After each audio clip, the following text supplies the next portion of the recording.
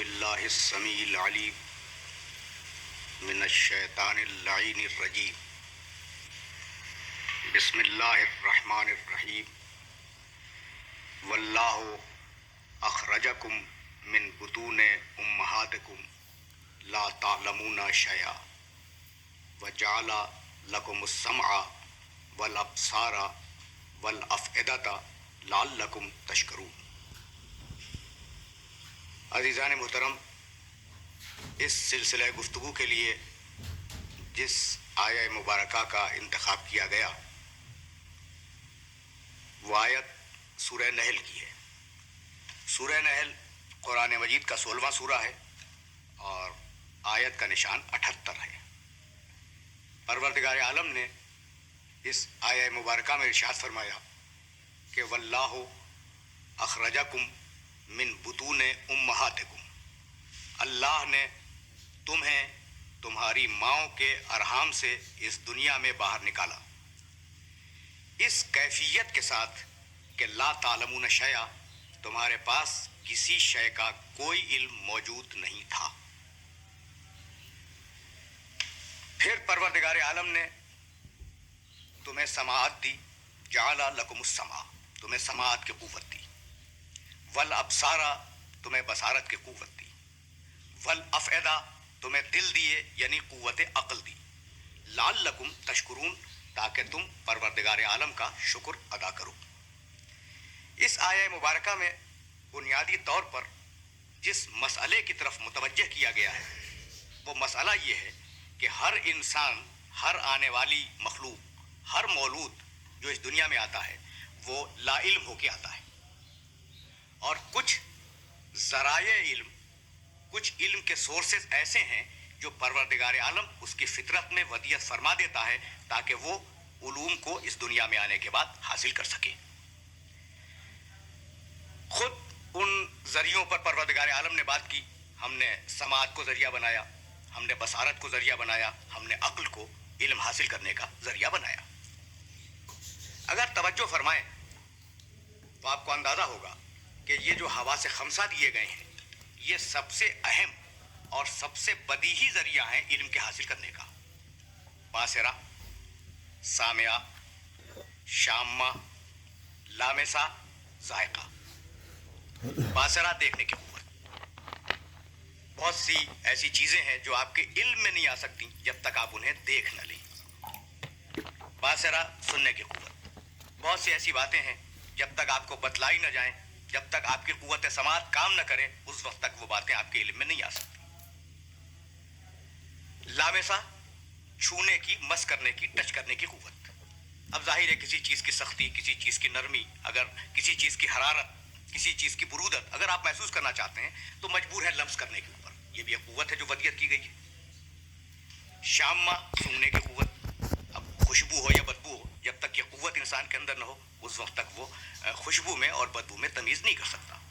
تو یہ جو حواس پنجگانہ دیے گئے، 5 حواس دیے گئے، یہ بنیاد ہیں انسان کے علم کے حاصل کرنے کی۔ لیکن اس منزل پر میں اپنے سارے معزز سننے والے دوستوں سے اور بزرگوں سے یہ پوچھنا چاہتا ہوں کہ کیا ہمارے علم کی رینج فقط یہیں تک ہے کہ جو آنکھوں کی حد میں آ جائے وہ علم ہے، جو کان کی حد میں آ جائے وہ علم ہے، جسے ہم چھو لیں وہی علم ہے؟ کیا کان کے ماورا علم نہیں ہے؟ کیا آنکھوں کی لیمیٹیشنز کے ماورا کوئی علم نہیں ہے؟ تو حقیقت یہ ہے کہ یہ وہ قوتیں ہیں جنہیں ہم حواس پنجگانہ کہتے ہیں، جن قوتوں کو ایک خاص حد تک اور ایک خاص لمٹ تک ہم استعمال کر سکتے ہیں، انہیں آگے استعمال نہیں کیا جا سکتا۔ اس کائنات میں، جو کائنات اس وقت موجود ہے، اس کائنات میں اتنے لطیف ترین ذرات موجود ہیں جنہیں آنکھوں سے دیکھا نہیں جا سکتا، اور اس کائنات میں جو ہماری محسوس اور مرئی کائنات ہے، ایسی لطیف ترین آوازیں موجود ہیں جنہیں یہ کان سن نہیں سکتے۔ تو اگر یہ حواس پنجگانہ، یہ قوتیں، یہ 5 حصے جو ہمیں ودیعت کی گئی ہیں، اگر یہ مکمل ہوتی تو دنیا کی کوئی شے ہم سے پوشیدہ نہیں رہ سکتی تھی۔ اگر یہ مکمل ہوتی تو دنیا کی کوئی شے ہمارے علم کے دائرے سے باہر نہیں رہ سکتی تھی۔ اس لیے ضروری ہے کہ ان حواس کے ساتھ کسی ایک شے کا اور اضافہ ہو جو ہمارے علم میں اضافے کا سبب بنے، اور وہ ہے مشاہدہ۔ मैं भी अर्ज कर चुका कि बासरा यानी देखना। अब जो मुशाहिदे के लफ्ज़ में इस्तेमाल कर रहा हूँ वो है तजर्बे के मफहूम में। एक इंसान ने अपने हाथ को आग में डाल दिया, ज़ाहिर हाथ जल जाएगा। अब क्या दूसरी मरतबा आप ये तवक्को रखते हैं कि वो इंसान फिर हाथ अपना आग में डाले? नहीं डालेगा वो। क्यों? इसलिए कि पहली मरतबा उसे एक तल्ख तजर्बा हो गया। तो हवा से पंजगाना की बुनियाद पर इंसान जो रिजल्ट्स निकालता है, जो नतायज निकालता है, उन नतायज का नाम है तजर्बा। और उन तजुर्बात की बुनियाद पर आज के साइंसी उलूम की बुनियादें रखी गई। तो हवा से पंजगाना इल्म का पहला जरिया, तजर्बा इल्म का दूसरा जरिया। अजीब बात यह है कि हम और आप मिलकर जो कुछ भी इल्म रखते हैं उस इल्म की दो किस्में हैं। एक वो इल्म है जो मालूमात का ढेर है, मालूमात का मजमुआ है। आपने आसमान देखा, आपके इल्म में है। आपने ज़मीन देखी, आपके इल्म में है।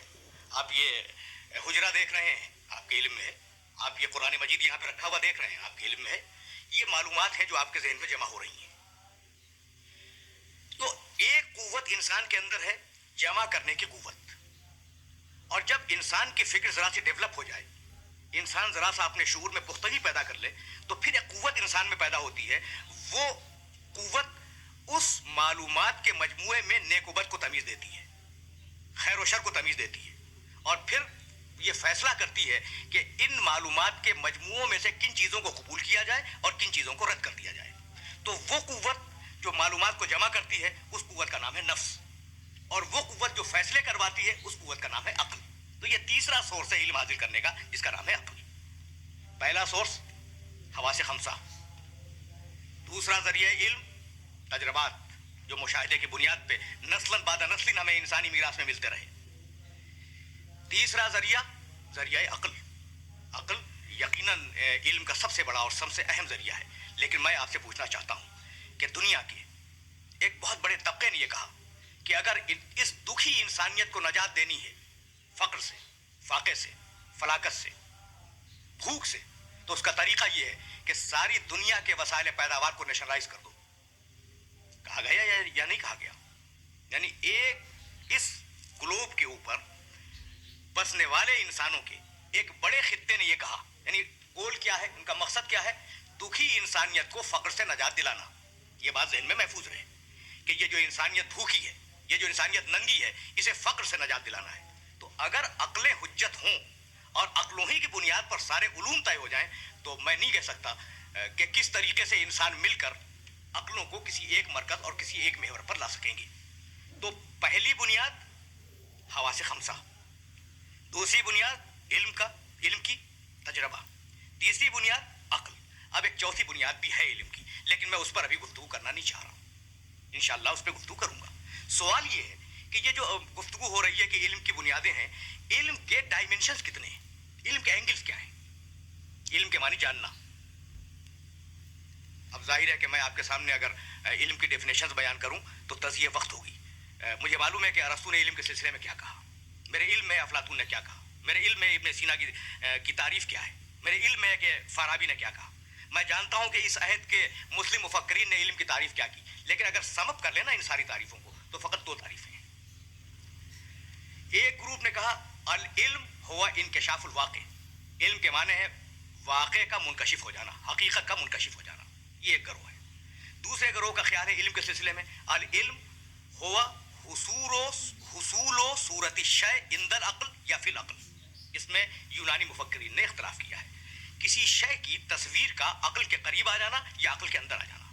तो अब इल्म की जो भी डेफिनेशन हो, वाक़े का इंकिशाफ हो या किसी शय की तस्वीर का जहन में आ जाना हो, डायमेंशंस कितने हैं इल्म के, देखना तो ये है। तो जनाब डायमेंशंस 3 हैं। यानी इल्म के ज़ाविया नज़र हम जिस मादी दुनिया में ज़िंदगी गुजार रहे हैं, उस मादी दुनिया में इल्म की तारीफ क्या है? इल्म की तारीफ फ़कत और फ़कत इतनी है, याद रखिएगा मेरे जुमले को, इल्म की तारीफ इस 20वीं सदी में फ़कत और फ़कत इतनी है कि ये जो दुनिया महसूस है, ये जो दुनिया नज़र आ रही है, इसमें तजस्सुस करो, इसके हक़ाइक़ को मालूम करो, और इसके मावरा जो कुछ है वो अवहाम है और खुराफात है।